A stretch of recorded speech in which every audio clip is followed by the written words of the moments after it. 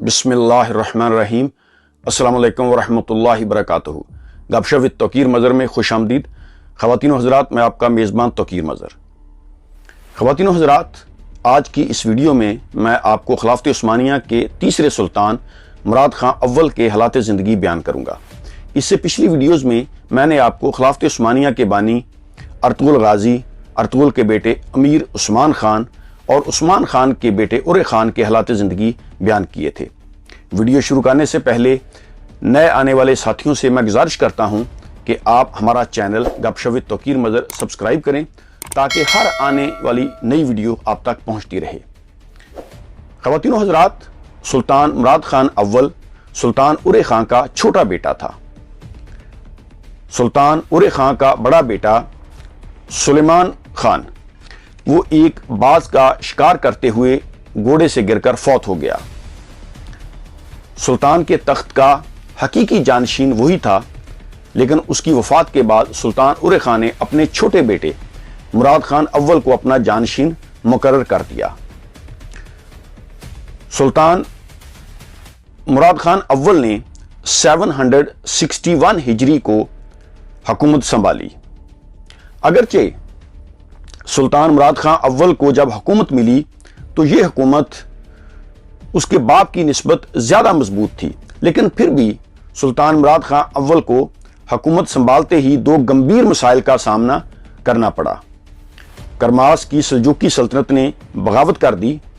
سلطان مراد خان اول نے اس بغاوت کو بہت شدت کے ساتھ کچل دیا۔ سلطان مراد خان اول یورپ کے ساحل پر اترا اور اس نے اینڈریا نوبل کا علاقہ فتح کر لیا۔ جب یہ خبر بلغاریہ اور سربیا کے سلاطین کو ملی تو ان میں تشویش کی لہر دوڑ گئی کہ مسلمان اب ان کے علاقوں پر بھی حملہ کر دیں گے۔ قیصر قسطنطنیہ پلاگس نے پوپ سے مدد طلب کر لی۔ اس طرح ہنگری اور بوسنیا کی حکومتیں بھی مسلمانوں کے خلاف اٹھ کر کھڑی ہو گئیں۔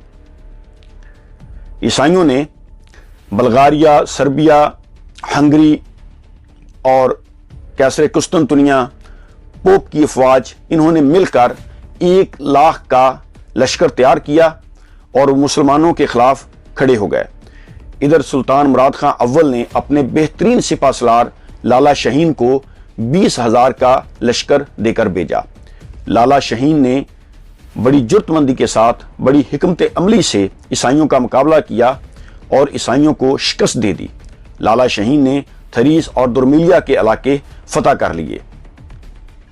جب عیسائیوں کو معلوم ہو گیا کہ یہ علاقے مستقل طور پر اب مسلمانوں کے قبضے میں آ گئے ہیں تو ان میں شدید غم و غصہ پایا جانے لگا۔ عیسائیوں نے ایک بار پھر مسلمانوں کے خلاف پوری یورپین کنٹری کو اکٹھا کرنے کا فیصلہ کیا۔ قسطنطنیہ یعنی ایسٹرن رومن امپائر، پوپ کی افواج، بلغاریہ، سربیا، ہنگری، پولینڈ، یہ تمام علاقوں کے بادشاہ وہ متحد ہو گئے اور انہوں نے ایک بہت بڑی فوج تیار کر لی۔ معلوم یہ ہوتا تھا کہ اب یہ فوج مسلمانوں کا نام و نشان مٹا دے گی۔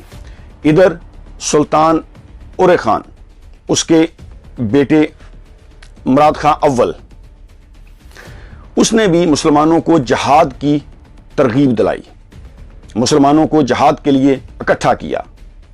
دوبارہ پھر سلطان مراد خان اول نے لالا شاہین کو مسلمانوں کا سپہ سالار بنا کر بھیجا۔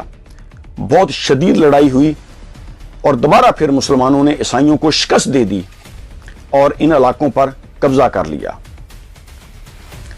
بلغاریہ کے بادشاہ نے سلطان مراد خان اول کی خدمت میں اپنی بیٹی پیش کی اور مطیع رہنے کا وعدہ کیا۔ اسی طرح سربیا کے بادشاہ نے سلطان مراد خان اول کو سالانہ 12 من چاندی اور 1,000 کا لشکر دینے کا وعدہ کیا اور یوں اپنی جان چھڑوائی۔ قیصر قسطنطنیہ نے اپنی 3 بیٹیاں سلطان کی خدمت میں پیش کی کہ ایک بیٹی سے سلطان خود نکاح کر لے اور 2 بیٹیوں سے سلطان اپنے بیٹوں کی شادی کر دے۔ یورپین ممالک کو یہ معلوم ہو گیا کہ ہم مل کر بھی مسلمانوں کو ان علاقوں سے نہیں نکال سکتے۔ इंडियापोल का सारा इलाका सुल्तान के कब्जे में आ गया। सुल्तान ने अपने बेटे सौची को इंडियापोल की हुकूमत सौंपी और खुद एशिया कोचक की तरफ मुतवज्जो हुआ। ईसाइयों को जब इस बात का अंदाजा हो गया कि हम जंग करके मुसलमानों को इन इलाकों से नहीं निकाल सकते, तो फिर उन्होंने एक शातराना चाल चली। कैसर कुस्तुनतुनिया ने सुल्तान मुराद खां अव्वल की गैर मौजूदगी में अपने बेटे एंड्रोनिकस को सुल्तान के बेटे सौजी के पास भेजा। कैसर कुस्तुनतुनिया के बेटे एंड्रोनिकस ने सुल्तान के बेटे सौजी को वर्गलाना शुरू कर दिया, उसको बगावत पर उकसाया। एंड्रोनिकस ने कहा कि मेरा बाप अब कुस्तुनतुनिया की हुकूमत के काबिल नहीं रहा, तुम्हारे पास भी एक बहुत बड़ी फौज है, हम पहले कुस्तुनतुनिया फतह करते हैं। एंड्रोनिकस ने कहा कि मैं कुस्तुनतुनिया का हुक्मरान बन जाऊंगा और तुम अपने इलाकों के सुल्तान बन जाओगे। सौची एंड्रोनिकस की बातों में आ गया। इन दोनों ने बगावत इख्तियार कर दी और कुस्तुनतुनिया की तरफ पेशकदमी शुरू कर दी और इन्होंने अपनी अपनी रियासतों का ऐलान कर दिया। जब सुल्तान मुराद खां अव्वल को यह मालूम हुआ कि उसके बेटे ने बगावत कर दी है, तो सुल्तान मुराद खां अव्वल एशिया कोचक से इंडियापोल की तरफ रवाना हुआ। वहां पहुंचकर सुल्तान मुराद खां अव्वल ने रात को सौजी के लश्कर के पास जाकर कहा कि जो कोई भी इस बगावत से किनारा कशी इख्तियार कर लेगा, सौजी का साथ छोड़ देगा, मैं उसकी जान बख्श दूंगा। सुल्तान की आवाज़ सुनकर सारे शहजादे और फौज जो है वो सुल्तान के साथ मिल गई। उन्होंने बगावत से किनारा कशी इख्तियार कर ली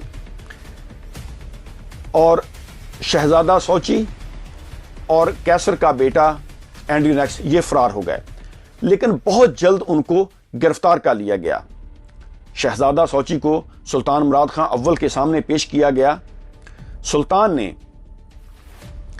अपने बेटे को बगावत की यह सजा दी कि सुल्तान ने अपने बेटे को अंधा करवा दिया। सुल्तान ने कैसर के बेटे एंड्रोनिकस को वापस कैसर के पास भेज दिया कि कैसर कुस्तुनतुनिया ही अपने बेटे की सजा का फैसला करे। कैसर कुस्तुनतुनिया ने भी अपने बेटे को अंधा करने का हुक्म दिया, लेकिन बाद में एंड्रोनिकस को उन्होंने अंधा नहीं किया और यूं सुल्तान ने यह सारा इलाका कंट्रोल कर लिया और सुल्तान ने यह बगावत कुचल दी। सुल्तान मुराद खां अव्वल खिलाफत उस्मानिया के एक बहुत तगड़े सुल्तान माने जाते हैं।